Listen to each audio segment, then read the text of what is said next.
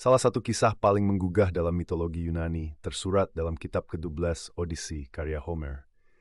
Di dalamnya, sang protagonis, Odysseus, Raja Ithaka, harus berlayar melewati sebuah pulau yang dihuni oleh figur-figur perempuan memikat yang dikenal sebagai Siren, makhluk yang tersohor karena kemampuannya menggoda para pelaut menuju kematian di tepi pantai berbatu dengan nyanyian mereka yang memukau.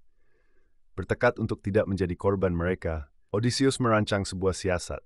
Ketika kapal mendekati pulau, ia meminta para pelautnya untuk mengikat dirinya ke tiang kapal dan menyumbat telinga mereka dengan lilin lebah, serta mengabaikan segala permohonan yang mungkin ia lontarkan, betapapun menggebunya. Benar saja, Odysseus kehilangan akal sehatnya dan memohon kepada para pelaut untuk mendekati Siren. Namun tali-tali yang mengikatnya pada tiang tetap kokoh. Para pelaut mematuhi perintah awalnya, dan kapal pun berlayar tanpa cedera. Odysseus menjadi satu-satunya manusia yang pernah mendengar nyanyian Siren dan selamat. Kisah ini tetap relevan karena, meski penuh fantasi, ia mendefinisikan sebuah manuver mental yang seharusnya dimiliki setiap kehidupan yang baik pada waktu tertentu.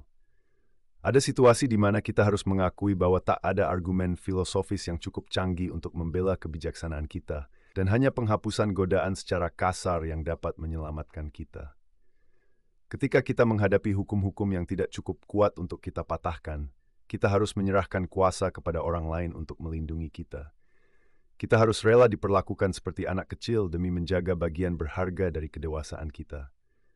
Kita harus menerima tanpa dendam fakta memalukan bahwa kita akan kehilangan kendali. Ancaman terhadap rasionalitas kita bisa berupa mantan kekasih yang telah menghancurkan tahun-tahun hidup kita, tetapi yang masih kita rindukan untuk hubungi di tengah malam, memohon kesempatan kedua.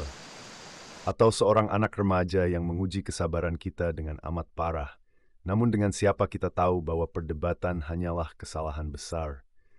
Atau rekan kerja yang harus kita abaikan dengan segala daya. Atau biskuit coklat tertentu yang tak mampu kita hentikan untuk makan sekali kita memulainya. Atau situs internet yang tak boleh kita kunjungi lagi. Kita semua memiliki versi Siren masing-masing, yang dengan cermat disesuaikan dengan garis patahan dalam jiwa kita. Saat kita mampu melihatnya dengan jelas, tanpa terlalu banyak kehilangan martabat, kita harus mengumpulkan para pelaut yang membantu kita menavigasi kehidupan ini, dan menyerahkan kepada mereka hak sementara untuk memegang kemudi takdir kita. Kita harus menyerahkan ponsel kita kepada teman, memberikan steker komputer kita, memohon mereka melarang kita masuk ke toko, dan meminta mereka mengawasi siapa yang kita hubungi. Tidak ada yang terhormat dalam hal ini, tetapi berpura-pura bahwa kita selalu memiliki klaim atas kebijaksanaan adalah sesuatu yang jauh lebih tidak terhormat. Orang yang benar-benar dewasa tahu kapan kedewasaan tidak lagi menjadi pilihan. Ada saat-saat di mana seorang sahabat sejati mendengarkan kita berarti, pada dasarnya tidak mendengarkan kita. Karena kita telah kehilangan kendali atas fungsi eksekutif kita, seperti biasanya saat rasa malu, kesepian, atau keputusasaan menggenggam kita. Kita harus cukup waras untuk mengatakan kepada mereka yang peduli pada kita, aku cukup kuat untuk mengetahui betapa lemahnya diriku. Lindungi aku dari apa yang kuinginkan. Tolonglah aku dengan mengabaikan semua permintaanku. Dan dalam kelemahan itu, tersembunyi kekuatan yang sebenarnya. Mengakui bahwa kita tak selamanya mampu menjadi nahkoda bagi kapal yang berlayar dalam badai kehidupan adalah tindakan keberanian sejati. Bukan berarti kita menyerah pada arus, melainkan bahwa kita tahu kapan saatnya menyerahkan kendali kepada tangan-tangan yang lebih kokoh, kepada mereka yang mencintai kita meski dalam kepungan. Seperti Odysseus yang berteriak melawan belenggu tali di tiang, kita pun kadang memberontak menginginkan kebebasan yang justru akan menghancurkan kita. Namun tali itu bukanlah simbol kekalahan, melainkan lambang perlindungan dari diri kita sendiri, dari hasrat yang berapi-api, namun berujung pada kematian. Maka, saat godaan melambai-lambai dengan suara manis, kita perlu keberanian untuk meminta seseorang menutup telinga kita, atau bahkan memalingkan pandangan kita. Kita butuh seseorang yang mencintai kita cukup dalam untuk melawan kata-kata kita sendiri, untuk mengabaikan permohonan kita yang dipenuhi oleh kerentanan. Betapa sering kita, dalam hening malam atau di sela kesendirian yang tak terucap, mendapati diri terjebak dalam pusaran keinginan yang tak sehat.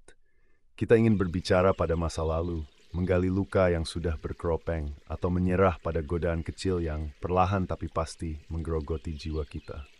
Namun, di sanalah keajaiban sesungguhnya terletak. Kita tidak sendirian. Kita punya pelaut dalam hidup kita, sahabat yang tulus, keluarga yang penuh kasih, atau bahkan hanya satu suara bijak yang berkata, "Aku di sini untuk menolongmu," bahkan jika itu berarti melawan keinginanmu sendiri. Dan itulah cinta sejati, bukan? Bukan hanya mengiyakan setiap keinginan kita, tetapi juga berdiri teguh saat kita kehilangan keseimbangan. Seperti seorang pelaut yang tetap memegang dayung meski kapal terombang-ambing, mereka membantu kita tetap berada di jalur yang benar, meski kita sendiri meragukannya. Jadi, pada akhirnya, hidup bukanlah tentang menjadi sempurna atau selalu kuat. Hidup adalah tentang mengetahui kapan harus bersandar, kapan harus menyerahkan diri pada ikatan yang kita buat dengan orang lain. Ikatan yang, meskipun mungkin terasa menyakitkan atau membatasi, pada kenyataannya menyelamatkan kita dari kehancuran yang lebih besar. Karena sejatinya, kebebasan tidak selalu berarti tanpa batas. Kadang, kebebasan sejati adalah mengetahui kapan harus meminta bantuan, kapan harus menerima bahwa ada saat di mana keinginan kita bukanlah apa yang terbaik bagi kita. Dan di sana, dalam ketundukan itu, kita menemukan keberanian untuk benar-benar hidup.